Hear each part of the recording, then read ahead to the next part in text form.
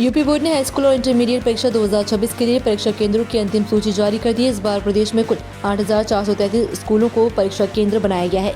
Board सचिव भगवती सिंह के अनुसार प्रक्रिया पूरी तरह ऑनलाइन और पारदर्शी रही। पहले 7,448 केंद्र तय हुए थे, लेकिन आपत्तियों के निस्तारण के बाद संख्या बढ़ी। परीक्षा में 52.30 लाख छात्र शामिल होंगे। मुख्य परीक्षाएं 18 फरवरी 2026 से शुरू होंगी। छात्र upmsp.education.in से अपने जिले की केंद्र सूची डाउनलोड कर सकते हैं। प्रदेश सरकार ने पुलिस आरक्षी और जेल वार्डर भर्ती परीक्षा में नेगेटिव मार्किंग की व्यवस्था समाप्त कर दी है। इसके लिए उत्तर प्रदेश पुलिस आरक्षी सेवा नियमावली 2025 और जेल वार्डर संवर्ग सेवा नियमावली 2025 को कैबिनेट बाई सर्कुलेशन के जरिए मंजूरी दी गई है। सरकार के इस फैसले से अभ्यर्थियों को बड़ी राहत मिलेगी।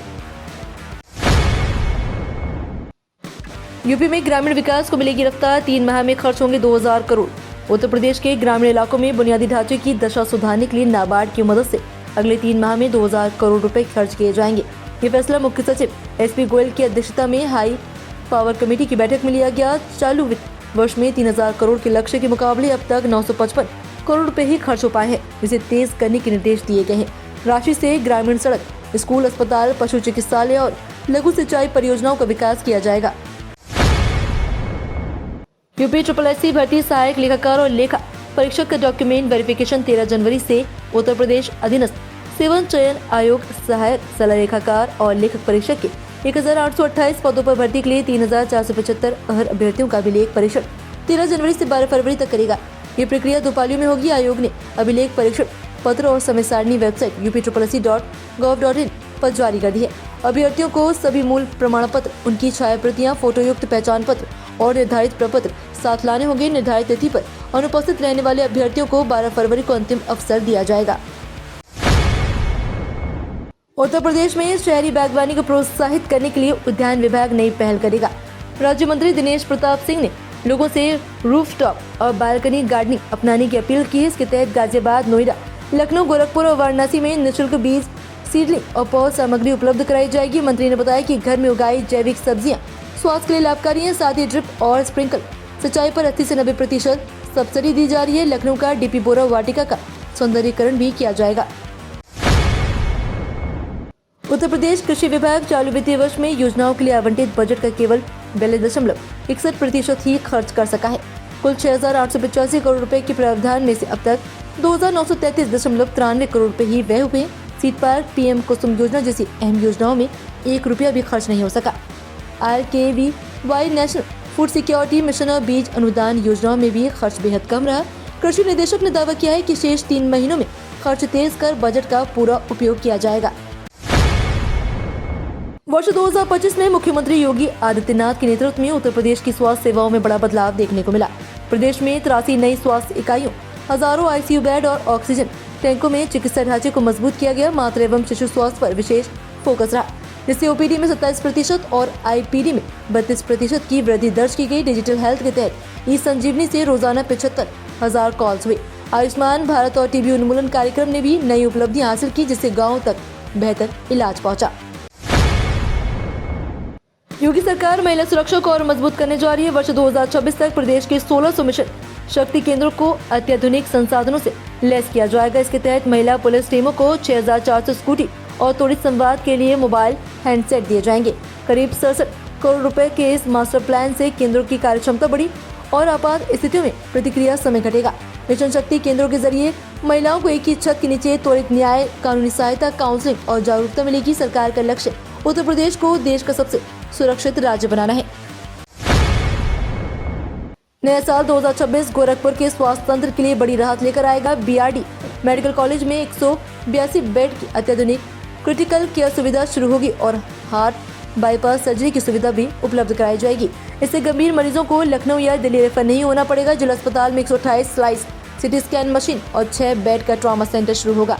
साथ ही 15 PSC का कार्यकल्प किया जाएगा। इन सुविधाओं से पूर्वांचल के मरीजों को बेहतर इलाज मिलेगा और रेफरल की मजबूती कम होगी। भारत निर्वाचन आयोग ने उत्तर प्रदेश में मतदाता सूची के विशेष गहन पुनरीक्षण से जुड़ी तारीखों में बदलाव किया। मुख्य निर्वाचन अधिकारी नवदीप रिनवा के अनुसार अब मतदाता सूची का आलेख्य प्रकाशन 6 जनवरी 2026 को होगा।